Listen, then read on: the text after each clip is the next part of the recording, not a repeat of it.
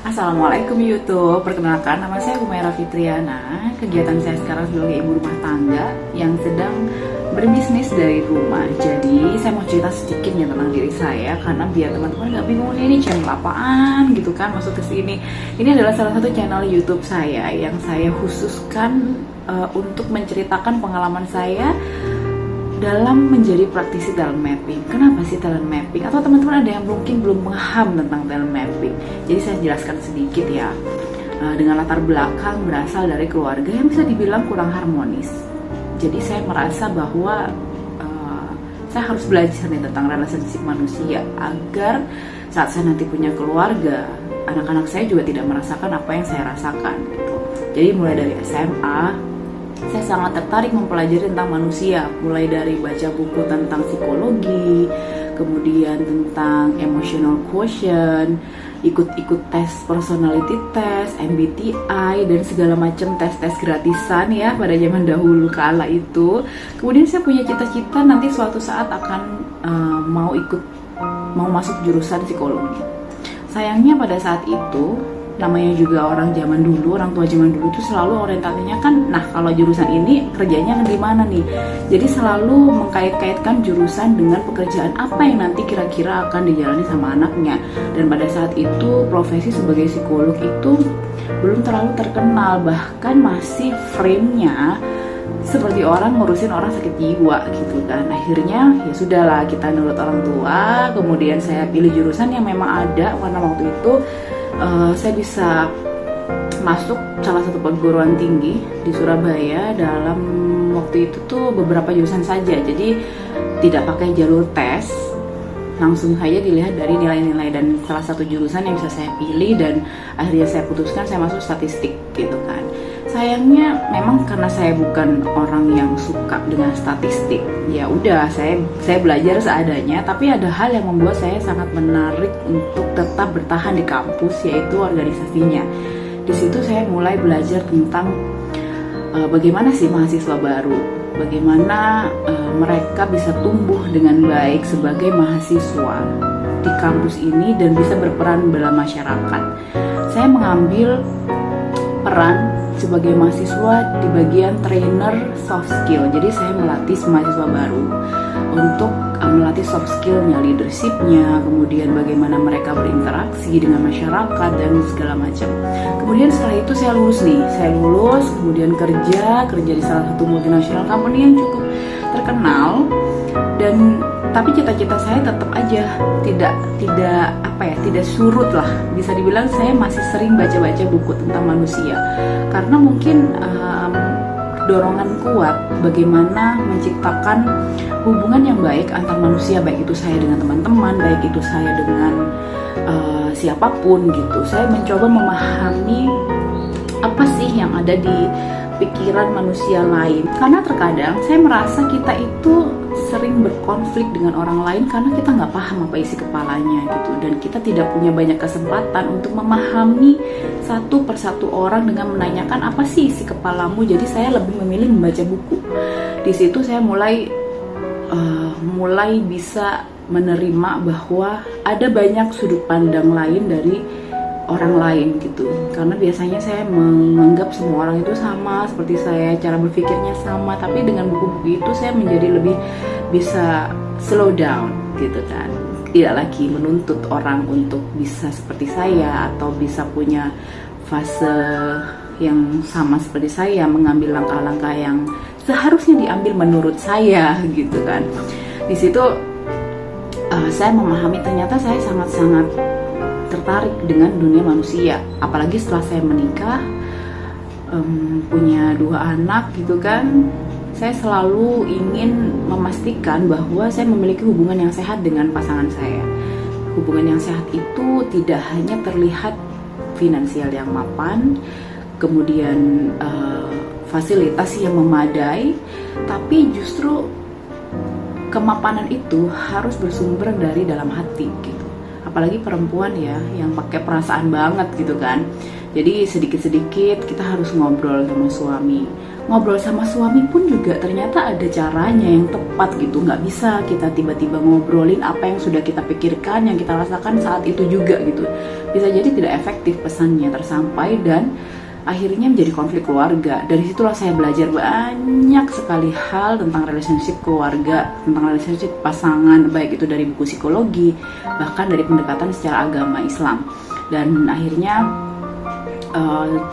2019 saya memutuskan resign. 2018 saya memutuskan resign untuk full berada di rumah karena saya merasa saya akan lebih stabil emosinya dalam mendidik anak-anak dan juga membangun relationship dengan suami jika saya ada di rumah full. Sedangkan akhirnya suami ikut nyusul nih karena ngelihat bisnis saya cukup bisa bertumbuh gitu kan, dan kita juga punya visi misi yang sama dalam hal mendidik anak, kemudian berkeluarga gitu. Akhirnya kita memutuskan untuk menjadi couplepreneur. Saya pindah keluar kota, ke kota asal suami gitu. Dia juga ikut resign, ikut ngurusin bisnis. Nah, ternyata menjadi couplepreneur itu adalah fase yang benar-benar baru bagi kami. Mungkin kami sudah bisa dibilang 8-9 tahun menikah, tapi tidak pernah kerja bareng sebagai partner bisnis. Pasti beda banget gitu rasanya partner sama suami atau bekerja di kantor gitu kan. Dan saya ya sangat hati-hati agar bisnis ini nih yang awalnya kita ciptakan agar bisa mempunyai kehidupan yang balance dengan anak-anak, dengan keluarga, malah menjadikan kita semakin sibuk.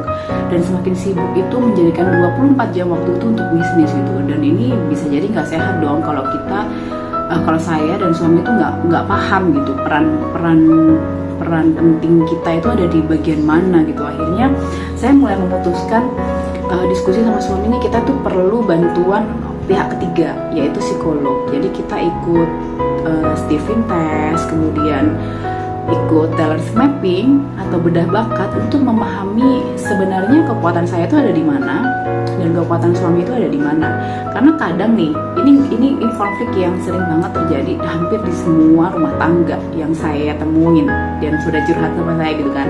Biasanya ada yang satu mikirin, satunya santai gitu kan. Ada yang satunya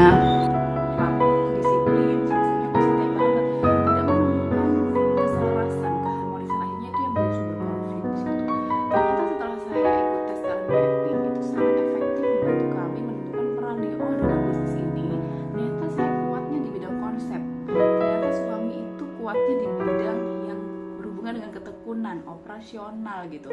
Dan itu kita temukan setelah ikut-ikut tes ini. Jadi sangat efektif untuk menentukan kesinergian hubungan antara suami istri, bahkan juga sebagai partner bisnis gitu kan. Dan sejak itu saya juga jadi tidak lagi meminta suami untuk melakukan hal yang memang bukan bakatnya dia gitu, karena tidak efisien sebenarnya gitu. Suami pun juga sama, tidak meminta saya melakukan hal yang memang beliau tahu bahwa saya itu lemah di situ. Jadi setelah sekarang saya menjalani training untuk mengambil profesi sebagai praktisi talent mapping, saya menemukan bahwa ternyata talent mapping ini tidak hanya bisa dipakai untuk menentukan produktivitas kita itu ada di peran yang mana, tapi bisa juga untuk membangun relationship antara suami dan istri yang mana biasanya nih ya. Itulah sebenarnya pondasi utama dalam hal melakukan apapun di luar sana gitu. Misal nih, saya kebetulan Allah amanahkan bisnis yang marketnya itu ibu-ibu gitu.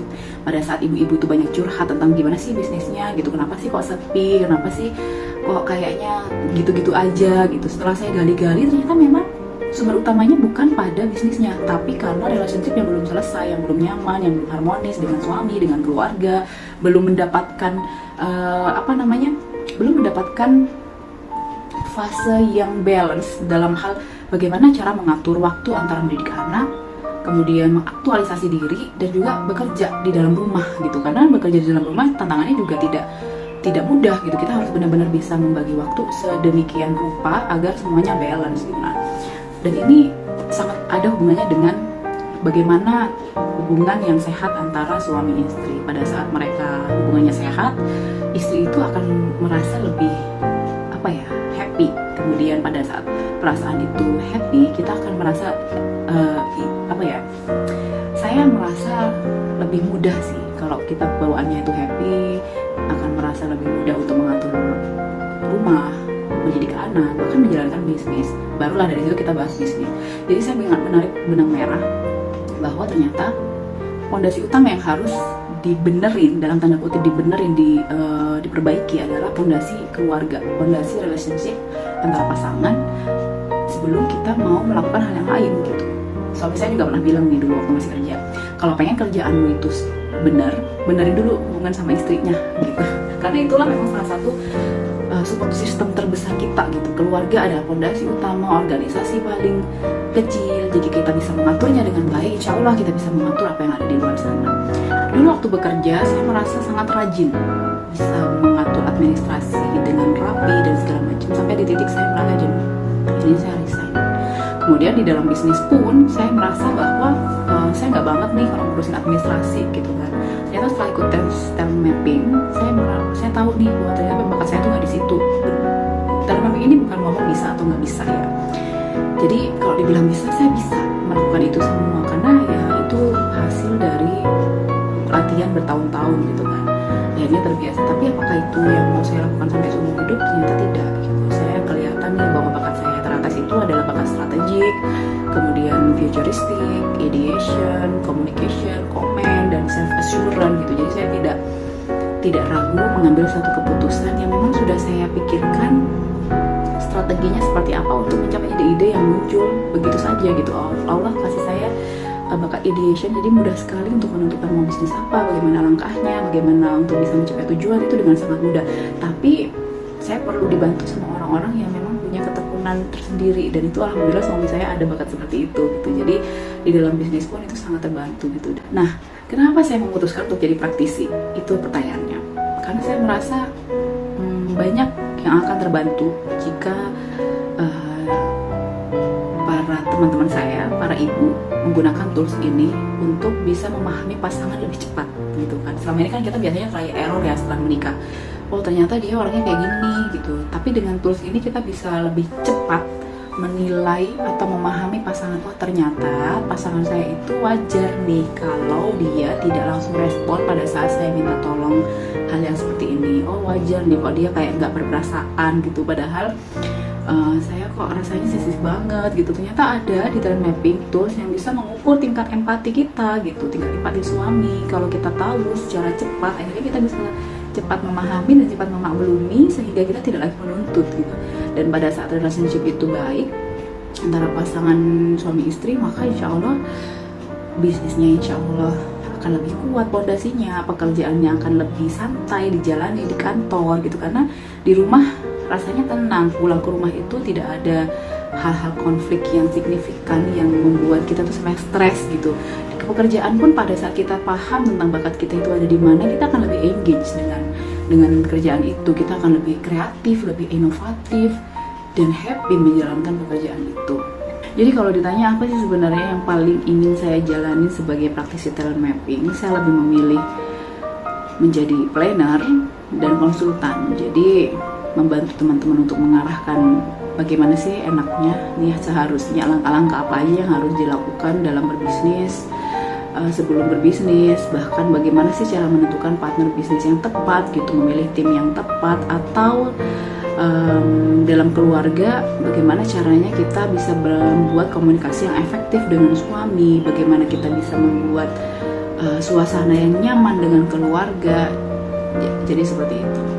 Mohon doanya, semoga ini jalan yang Allah ridhoi bagi saya untuk bisa bermanfaat lebih untuk umat, yang bisa menjadi bekal saya nanti di yaumul hisab. Wassalamualaikum warahmatullahi wabarakatuh.